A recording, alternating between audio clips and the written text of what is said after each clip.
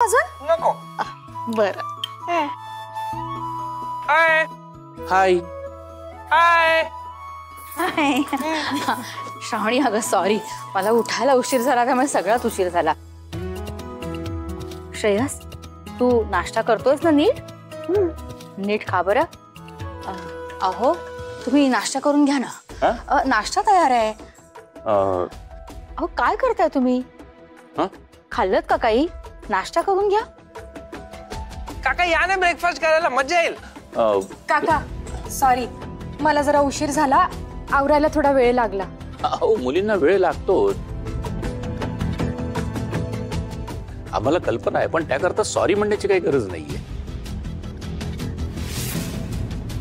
अच्छा, म्हणजे हे ताराची वाट बघत होते.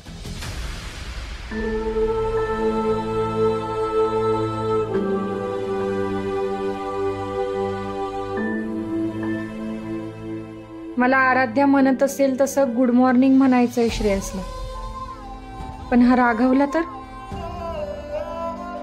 नाश्ता पण नीट करणार नाही. काका, तुम्ही या बसा ना, नाश्त्यावरती मी तुम्हाला. नाही, मला भूक नाहीये. पण आराध्या, तुला काही खायचं असेल तर? नाही नको नको, आधीच 5 मिनिटं उशीर झालाय. श्रावणी सॉरी ग, तू एवढ्या प्रेमाने आमच्यासाठी खायला बनवलंस, पण आता खरंच खायला वेळ नाहीये. तारा,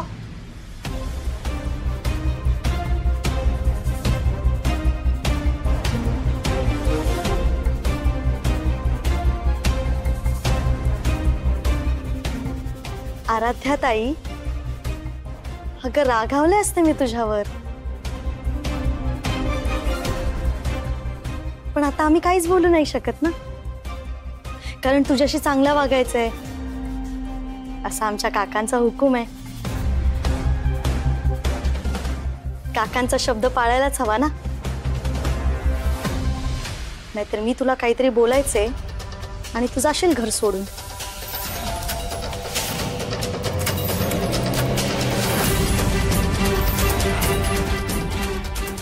म्हणून मीच तुझी माफी मागते. हा, सॉरी.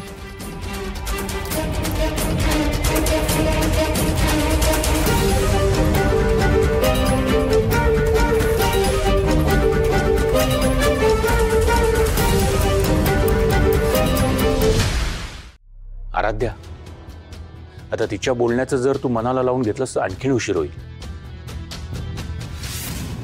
त्यापेक्षा निघूया. हा, चल. बाय.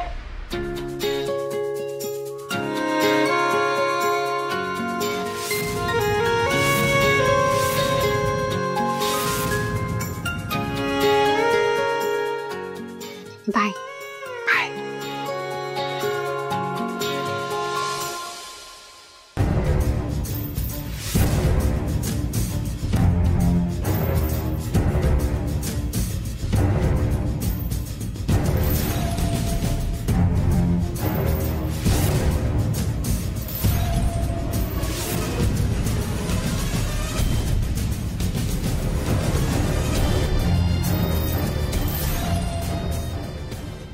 श्रेयस, तू कर नाश्ता, मी आलेच.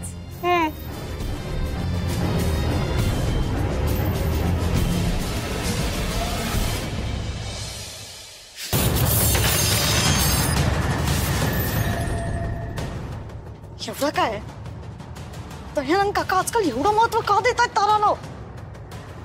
ती तारा, तिला हेच हवंय ना, मला कमीपणा दाखवण्याचा एकही चान्स सोडत नाही ती. अगदी बरोबर बोललीस तू श्रावणी, ती तारा आहेच तशी, पण मला यांचंच काही कळत नाहीये. यांचे निर्णय कधी सहसा चुकत नाही, पण मला हे ताराला का डोक्यावर बसवत आहे? खरं तर तू एवढी शिकलेली, पण तुला हाताशी धरायचं सोडून ते ताराला का हाताशी धरताय? तारा काय, फार फार तर पाड्यातल्या बायकांची ओळख करून दे. अगं पण ते तूही करू शकतेस. तेच तर आत्या, नशिबात त्यात तुम्ही तरी माझी बाजू घेताय. मी काय म्हणते, तू ना आशा सोडू नकोस. तू ना स्वतःला सिद्ध करून दाखव की तू तारापेक्षा खूप हुशार आहेस. मग काका तुला ही संधी देतील. पण आत्या त्यासाठी ती तारा काकांपासून लांब तर झाली पाहिजे ना.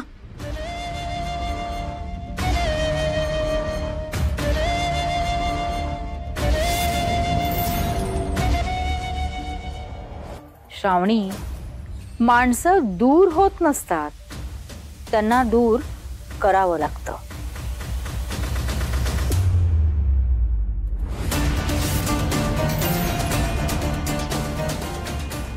ते कसं?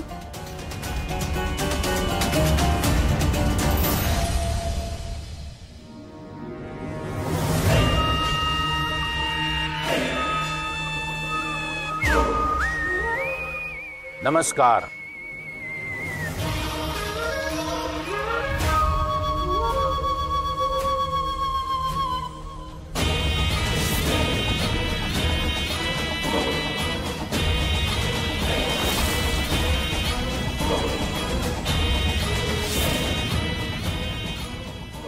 बसा बसा. काका बस.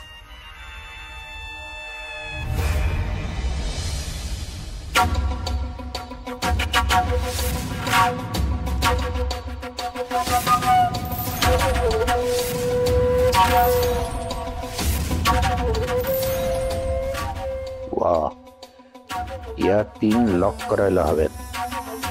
आता बाकीचं जाळं नीट टाकायला हवं.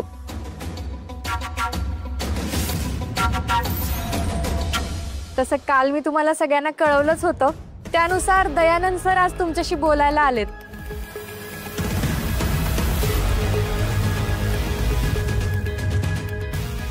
लय भला माणूस आहे हा. म्हणजे तसं मी त्यांना काकाच म्हणते. त्यांनी सगळ्या बेरोजगार बायकांसाठी उद्योग सुरू करायचं ठरवलंय.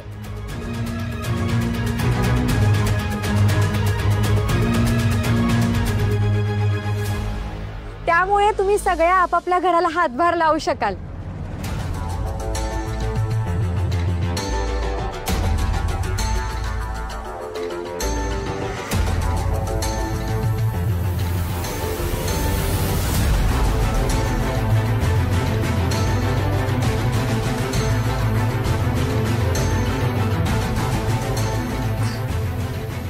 मला माहिती आहे तुम्ही सगळ्या माझ्यावर रागावलात. मी वचन दिल्याप्रमाणे हा पाडा वाचवला नाही असं तुम्हाला सगळ्यांना वाटतंय.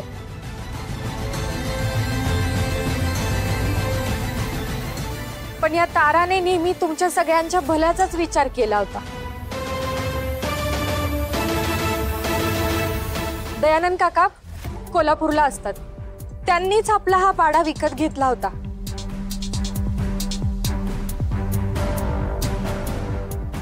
घाबरू नका, ते तुम्हाला कोणालाही काही नुकसान होऊ देणार नाही.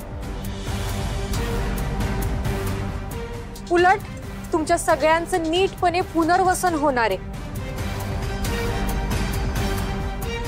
आणि तुम्हाला सगळ्यांना रोजगार सुद्धा देणार आहेत.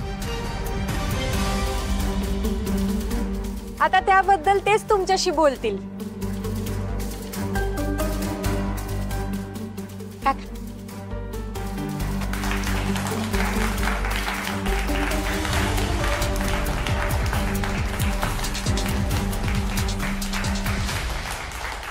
सर्वप्रथम इथे जमलेल्या स्त्री वर्गाला वंदन करायचंय.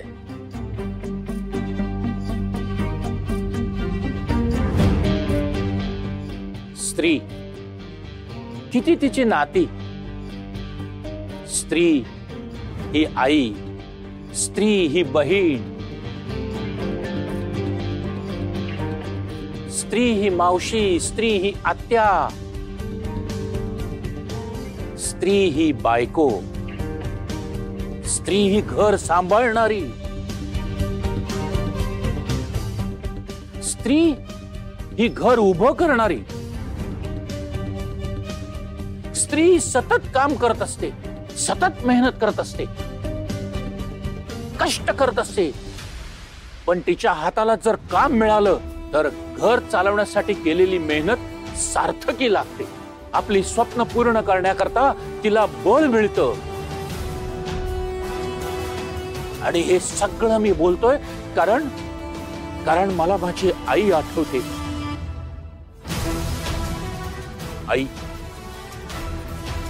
आम्हाला मोठं करण्याकरता तिने किती कष्ट घेतले, किती मेहनत घेतली, हे सगळं आम्ही आमच्या डोळ्यांनी पाहिलंय. हे मी आयुष्यात कधी विसरू शकणार नाही.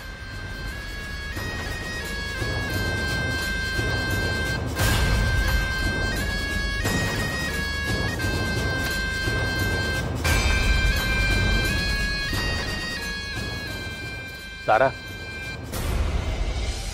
आता तू या सगळ्या बायकांना ओळखतेस, त्यांचं स्किल तुला माहिती आहे. या बायकांच्या स्किल वरून त्या काय काय काम करू शकतात याचा अंदाज घेऊन त्यांना सिलेक्ट कर आणि त्यांच्यावर तशी जबाबदारी टाक. हो काका.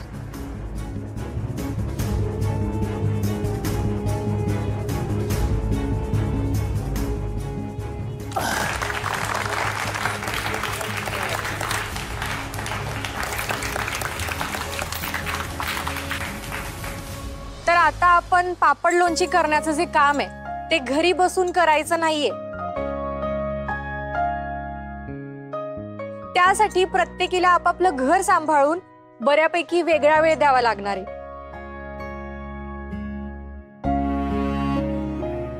त्यामुळे प्रत्येकीची परिस्थिती जाणून घेण्यासाठी मी तुम्हाला काही प्रश्न विचारणार आहे.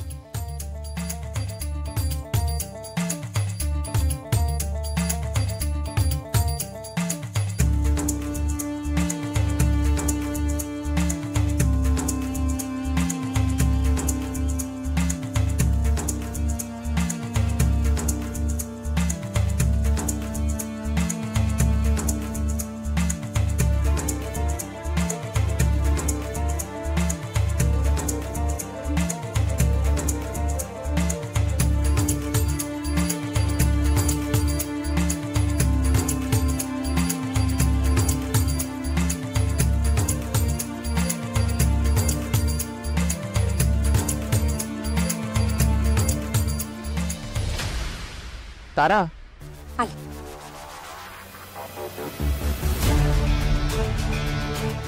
अगं हे काय, या बाईला लहान बाळ आहे, यांना कामावर कसं लावता येईल? नाही नाही, हे बघ, हवं तर आपण त्यांना भत्ता देऊ, पण जोपर्यंत बाळ रांगत नाही तोवर त्यांना कामावर घ्यायचं नाही. आपण त्यांना बाळंतपणाची रजा देऊ. बरं काका.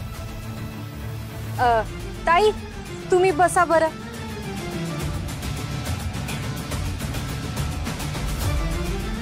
मावशी, तुम्ही इकडे या बरं. सावकाश सावकाश सांभाळा सांभाळा सांभाळून या. सांभाळा सांभाळा सावकाश सावकाश. सांभाळा मावशी. तारा, हा, मला काय वाटतं की आपण तुझ्या वयाच्या म्हणजे तुझ्या बरोबरीच्या मुलींना आपण कामावरती घेऊया. म्हणजे त्या कशा हिरिरीने काम करतील. आता कंपनी आपली नवीन आहे, त्यामुळे त्यांची आपल्याला मदतच होईल. आणि आपल्यालाही खूप मेहनत करावी लागेल. आणि जसजशी आपली कंपनी वाढेल, आपली कंपनी मोठी होईल, त्याप्रमाणे या सगळ्यांना सामावून घेऊ की आपण. काय वाटतं? हा काका, बरोबर बोलताय तुम्ही. तुम्ही सगळ्यांनी काही वाईट वाटून घेऊ नका. म्हणजे तुमच्या सगळ्यांसाठी आपल्याला नंतर वेगळं काही करता येतंय का आपण बघूया. हा, या तुम्ही बसा. बस शोध.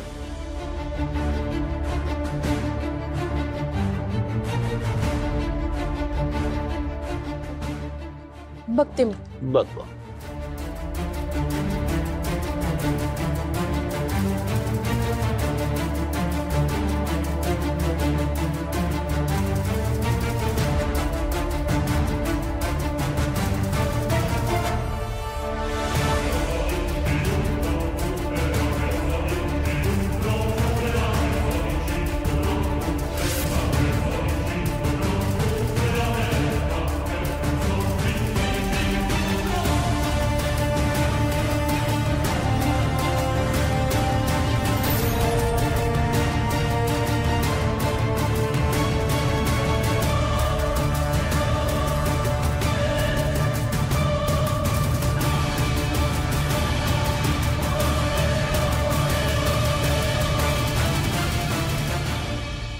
वा तारा वा, तुला माणसांची पारख आहे. बरं तारा, या सगळ्या जणींना तू आपला प्लॅन नीट समजावून सांग. नाहीतर या तिघींनाही आपल्या घरी बोलवूनच घे ना. घरी? हो. जरा आलोच मी, फोन करतो.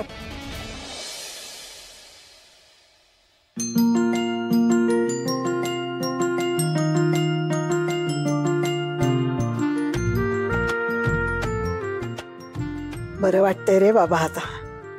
वा, तुझ्यासारखा नातू सगळ्यांना मिळू. थँक्स. तुझ्या आयुष्याचं गाडं एकदा मार्गी लागलं की झालं.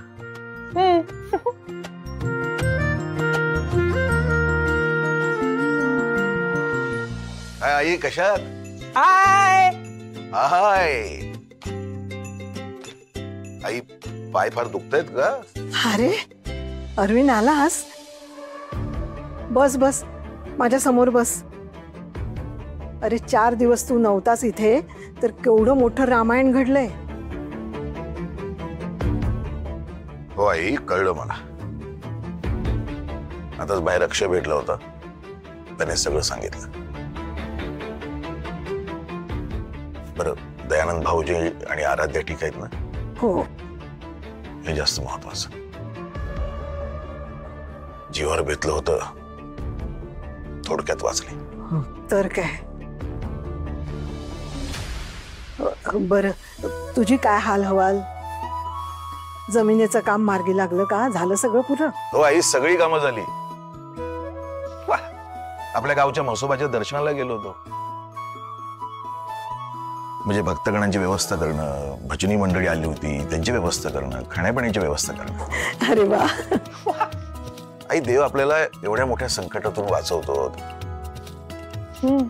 त्याच्या पायावर जाऊन डोकं ठेवायचं हे ठरवलंच होतं मी. आणि मला ना आई इतकं प्रसन्न वाटलं म्हणून सांगतो तुम्हाला. हो, माझ्यासारखे इतर अनेक भक्तगण तिथे आले होते. जो तो आपापली गारणी देवासमोर मांडत होता. मला खरं सांगू आई, आपण ना आपलं दुःख फक्त कुरवाळत बसतो, पण आजूबाजूला जेव्हा आपण बघतो ना, तेव्हा माणसं अनेक संकटातून जात असतात. हो, खरं आहे रे बाबा, अगदी खरं आहे. पण आपण त्यांना मदत करत नाही. त्यांना ना मदत करायला हवी आपण. डॅड, तुम्ही एकदम वेगळ्याच जगात गेला होतात का, जादूच्या अशा? अरे म्हणजे काय, अरे आपला देव जेव्हा आपल्यावर कृपा करायला लागतो ना, तेव्हा सगळं जग जे आहे ना आपल्याला सुंदर दिसायला लागतं. वा, आपण धन्य होऊन जातो. आपला ड्रायव्हर केशव यायलाच तयार नव्हता. आपल्या बाजूला त्याचं गाव आहे ना. मला म्हणाला, साहेब मी इथेच राहतो. त्याला सांगितलं, बाबा इतका मोठा प्रवास करायचा आहे, मला एकट्याला झेपणार नाही, म्हणून त्याला परत घेऊन आलो. बरं झालं. मग त्याला म्हणो थोडा जरा आराम कर आणि संध्याकाळी परत यायचं आपल्या गावाला. काय? अरे तू वर्णन केलंस आणि आता माझ्या जीवाची ओढ वाढली जाण्यासाठी. तू आलायस ना आता घर सांभाळायला, मग आता मला जाऊ दे. मलाही जरा शांतता हवीच की नाही. मन थकले रे माझं. देवाच्या चरणी विसावा मिळेल आणि शक्तीही येईल. आई, तुम्ही अगदी बरोबर बोललात. तुम्ही जाऊन या, मी तुमच्या जाण्याची व्यवस्था करतो. पण हे तर खूप बोरिंग आहे. आत्ताच तुम्ही आलात आणि तर लगेच आजी जाणार.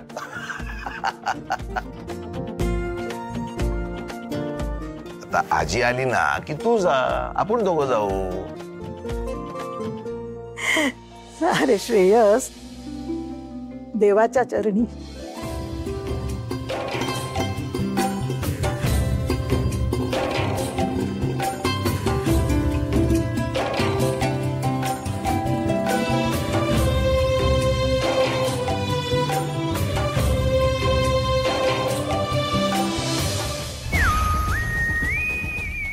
हा, तुमच्या शेख साहेबांना कळवा, 5 नवीन पाखरं शोधले. हा, पण त्याची योग्य किंमत मिळणार असेल तरच पाठवतो. हो हो, फोटो पाठवतो लगेच. काय डिमांड खूप आहे. हा, त्यामुळे आमचं ब्रीद वाक्य एकच आहे, मागणी तसा पुरवठा.